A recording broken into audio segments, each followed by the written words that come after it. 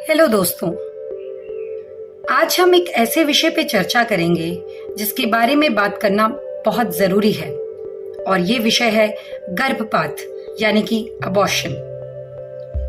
आजकल अनचाहे गर्भ से छुटकारा पाने के लिए कई लोग गर्भपात का सहारा लेते हैं यानी कि अबॉर्शन। आज की इस वीडियो में हम जानेंगे कि क्या वेद इसकी अनुमति देते हैं। दोस्तों, गर्भपात करने की इस क्रिया का काफी भारी प्रभाव पड़ता है। कर्म के सिद्धांत के अनुसार जो दर्द हम दूसरों को पहुंचाते हैं वह अंततः हमें वापस मिलता है। यहाँ तक कि एक चींटी पर अनजाने में कदम रखना भी दर्ज किया जाता है। यदि हम जानबूझकर एक महत्वपूर्ण प्राणी जैसे कि एक विकसित भ्रूण को नुकसान पहुंचाते हैं तो इसकी प्रतिक्रिया बहुत गंभीर होती है। कर्म के कानून के अनुसार जब एक पुरुष और महिला यौन संबंध बनाते हैं तो उन्हें उसके परिणामों की जिम्मेदारी लेनी चाहिए। गर्भ निरोधक असफल होने की स्थिति में भी वे जिम्मेदार होते हैं। केवल ये कहना कि अभी बच्चा रखने के लिए हम मानसिक और आर्थिक तौर से तैयार नहीं हैं, या वो महिला केवल 15 साल की लड़की है, या वो तो अभी कॉलेज की पढ़ाई कर रही है, पर्याप्त नहीं है। दोस्तों, महिलाओं का ये कहना कि गर्भपात केवल उनका मुद्दा है और वे अपने शरीर और भविष्य के बारे में निर्णय लेने का अधिकार चाहती हैं, ये महत्वपूर्ण है दोस्तों, लेकिन इससे जीवन की कठिनाइयां उत्पन्न होती हैं।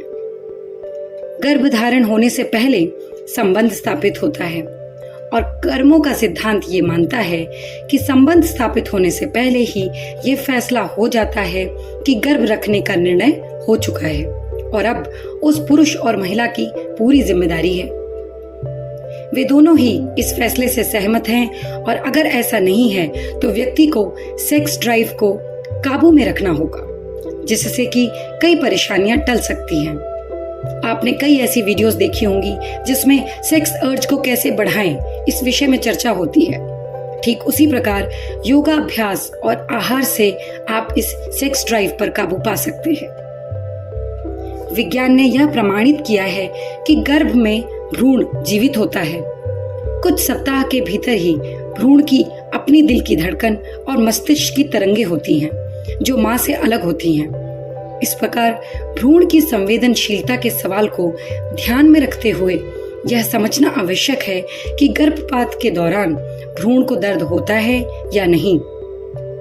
वेदों में स्पष्ट रूप से उल्लेख किया गया है कि आत्मा गर्भ में मौजूद होती है।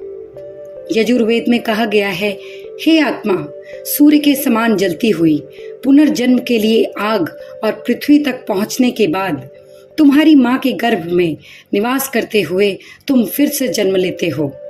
यह दर्शाता है कि आत्मा गर्भ में प्रवेश करती है और जब गर्भधारण नहीं होता तो आत्मा वहां नहीं होती।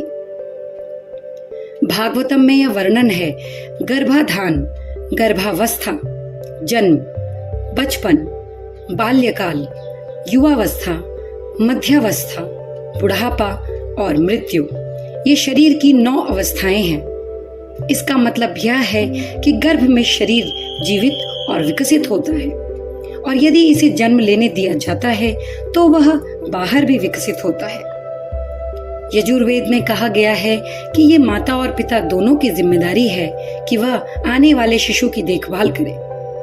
गर्भ में बच्चे को दर्द का अनुभव होता है। श्रीमद् भागवतम के 3 सर्ग के 31वें अध्याय के 7वें श्लोक में यह कहा गया है कि यदि गर्भवती महिला अत्यधिक मसालेदार या खट्टा भोजन करती है तो बच्चे को गर्भ में असहनीय पीड़ा होती है। इससे यह स्पष्ट होता है कि भ्रूण न केवल जीवित है बल्कि उसे भी पीड़ा का अनुभव होता है। इस संदर्भ में गर्भपात की स्थिति और भी गंभीर हो जाती है। गर्भपात को गंभीरता से लिया जाना चाहिए क्योंकि यह न केवल भ्रूण के जीवन को प्रभावित करता है बल्कि उन सभी लोगों के जीवन को प्रभावित करता है जो इस काम को अंजाम देते हैं।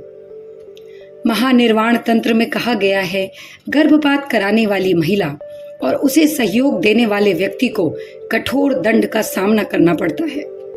यह दर्शाता है कि गर्भपात केवल एक व्यक्तिगत निर्णय नहीं है बल्कि इसके गंभीर सामाजिक और नैतिक परिणाम हैं। श्रीमद् भागवतम में भगवान कहते हैं, सर्वोच्च भगवान की निगरानी में और उनके कार्यों के परिणाम के अनुसार।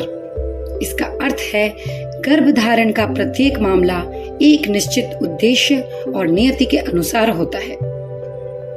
यदि कोई व्यक्ति बच्चे की देखभाल न कर सकता तो उसे गर्भपात कराने के बजाय बच्चे को जन्म देकर गोद लेने के लिए ऐसी संस्थाओं में दे देना चाहिए जहां उस बच्चे का विकास हो सके और उसकी मां पर उसकी हत्या का बोझ भी नहीं रहे।